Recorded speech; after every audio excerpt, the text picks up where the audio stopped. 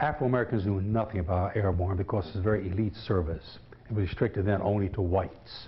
Well, here we're now going to be the only all-black parachute unit in world history, black from top to bottom. The 555th Parachute Company, the Triple Nickels, an all-black unit is activated at Fort Benning, Georgia. These paratroopers achieve a remarkable record. Not a single refusal to jump. With unit morale high, the Triple Nickels expect to see combat. You remember that the Battle of the Bulge had done great damage to our force in Europe, and they were looking for a specialized unit to join the 82nd Airborne Division in some form. We spent 4 weeks in individualized training, jumping every single week, both day and night operations. Instead, they are stationed in Pendleton, Oregon to join Operation Firefly, a mission to protect the West Coast from Japanese balloon-borne biological weapons and incendiary devices designed to start forest fires. Kept from combat during World War II, the Triple Nickels nevertheless proved their ability to perform the task. Their success lays the groundwork for later integration of African Americans into the highly skilled 82nd Airborne Infantry Division.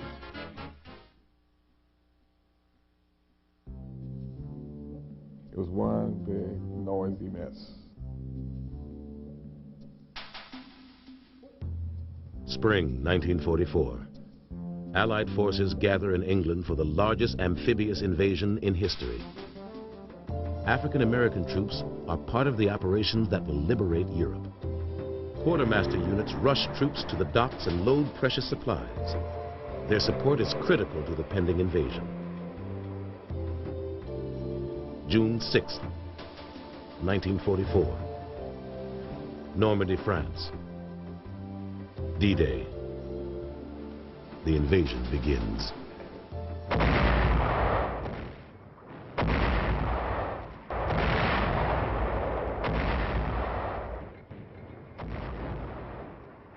My job was to clean the mines so that the infantry coming aboard wouldn't get caught wouldn't find themselves in the middle of anti-personnel mines.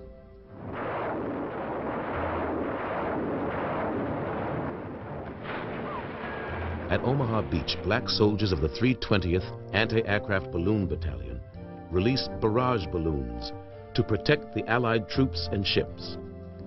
African American medics tend to the men wounded in the bloody battle.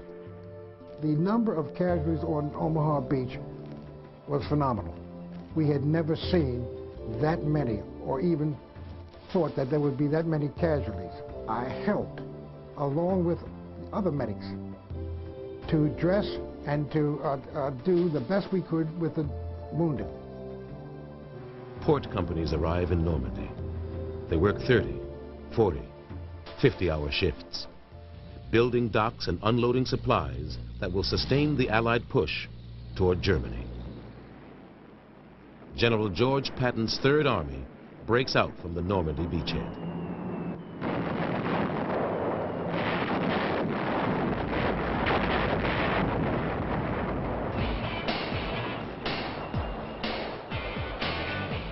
To supply Patton's troops in their dash across France, the Transportation Corps establishes the Red Ball Express. Nearly 70% of the soldiers who man this massive effort are African American. The 469th Quartermaster Unit is in charge of 30 truck companies. They deliver food, ammunition, and fuel to the troops, and transport prisoners and casualties to the rear area. These unsung heroes of the road live up to their motto: keep 'em rolling, keep 'em supplied, keep 'em smiling.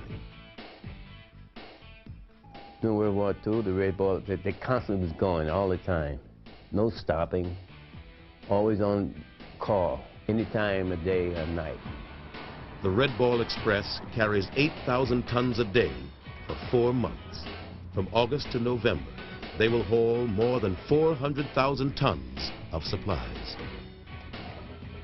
By the end of 1944, nearly 480,000 African Americans are serving overseas.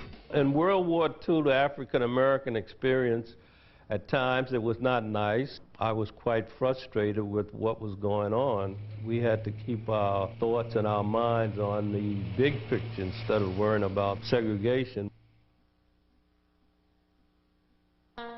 The regiment really was not as well equipped and as well trained as it should have been. 92nd Division was named for the Buffalo soldiers of the 9th and 10th Cavalry. The 92nd Infantry Division is reactivated in 1942.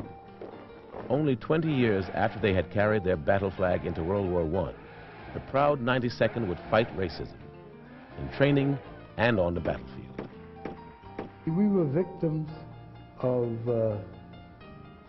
being sent to locations where Negroes couldn't do any harm to cities they were stationed near. Segregationist army policies and white citizen protests make it difficult to find places to station all-black units. With the all-black 93rd Infantry Division stationed at Fort Huachuca, Arizona, no other single post is available for the 92nd. When the 93rd ships out to the Pacific in 1943, Fort Huachuca opens for the 92nd. White commanders of black units were Southern selected officers. And I found personally, and other black men found personally, that men who were generally not from the South were more considerate toward us, more respectful toward us.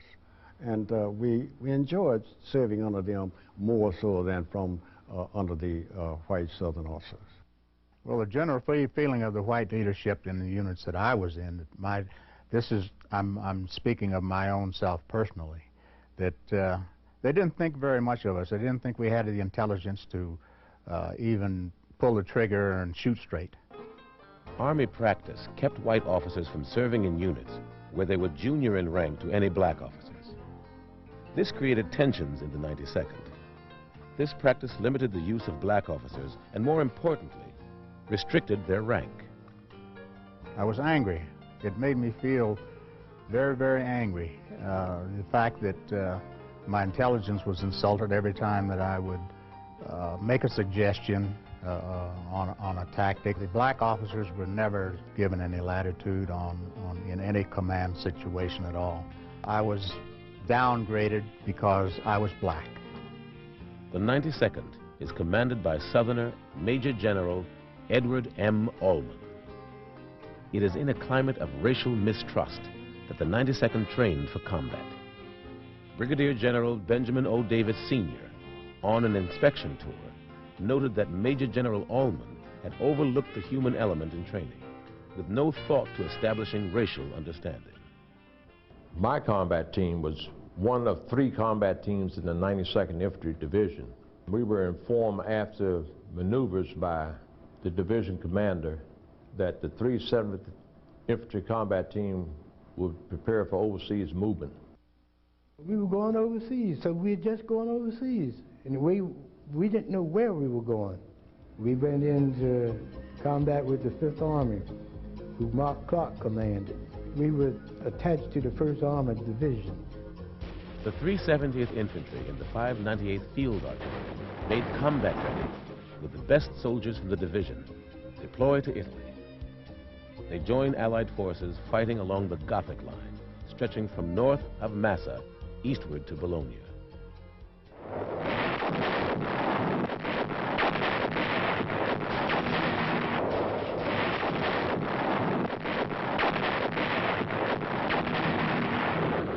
The 92nd's 370th Combat Team fights aggressively and maintains contact with Axis forces.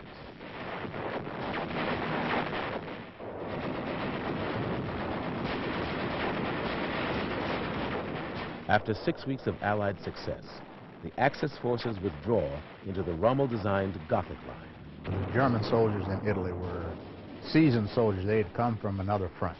Namely, I think most of them came from southern France. They knew what they were doing. When you ran up against a bunch of them, you knew you were in a fight. The rest of the division arrives in late October and November and goes into the line.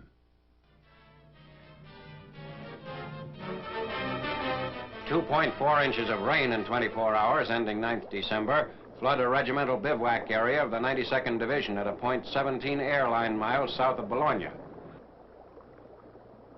A field artillery battalion improvises a ferry to carry ammunition to a stranded battery across the swollen stream.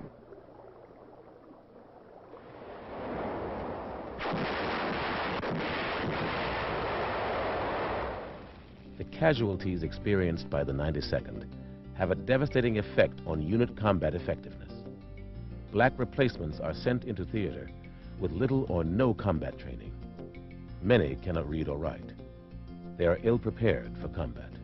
The morale of the black soldiers, the enlisted personnel in the 370th at the time that I joined them, was very low.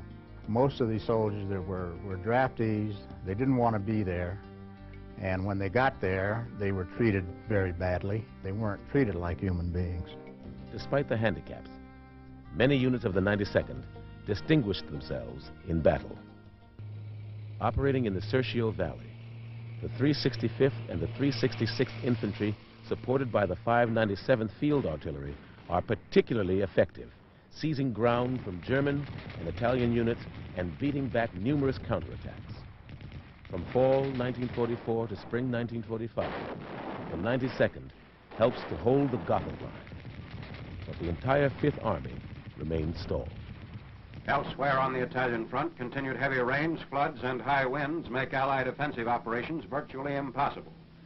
Reports from the front say it's impossible to exaggerate the harshness of this year's Italian winter.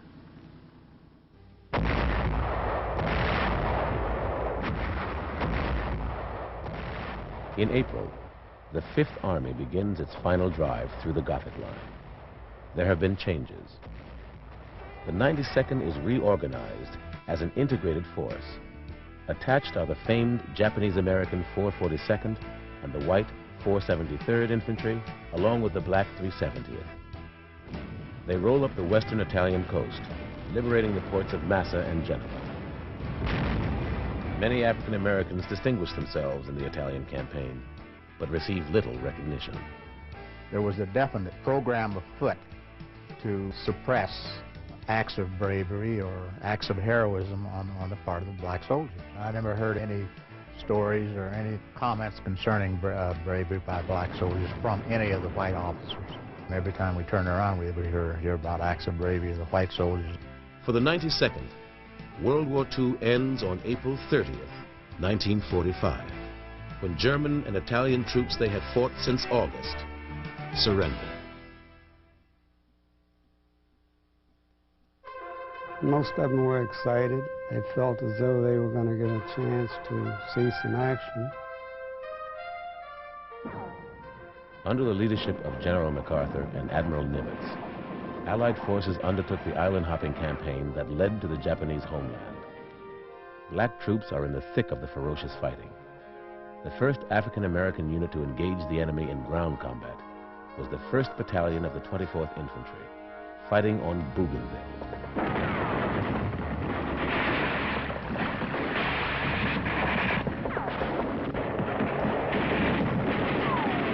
Black Marine depot companies are employed to serve alongside white Marine assault units in what was to become some of the most desperate and heroic fighting of the war. A depot company was more or less like a utility company. So a utility company could be used in any capacity, even in frontline combat, because when the Marines went on Tarawa, something like 1,000 people got killed in 3 days fight. I think they lost approximately 4,000 on Iwo Jima. They lost thousands on Okinawa. When you're on that beachhead and they're dropping those mortars and artillery shells on you, that's about as much frontline combat as you can get in. Marine ammunition companies are on the beach in the invasion of the Marianas, carrying ammo to the front lines and building supply dumps. African-American Seabees perform much-needed construction projects on the far-flung islands of the Pacific, including Guadalcanal, New Caledonia, and New Georgia. The invasion of Iwo Jima depends on the ducks, the amphibious vehicles manned by African-American Army operators. They bring 105mm howitzers ashore. I came off there with my amphibious duck loaded with a 105 Hauser.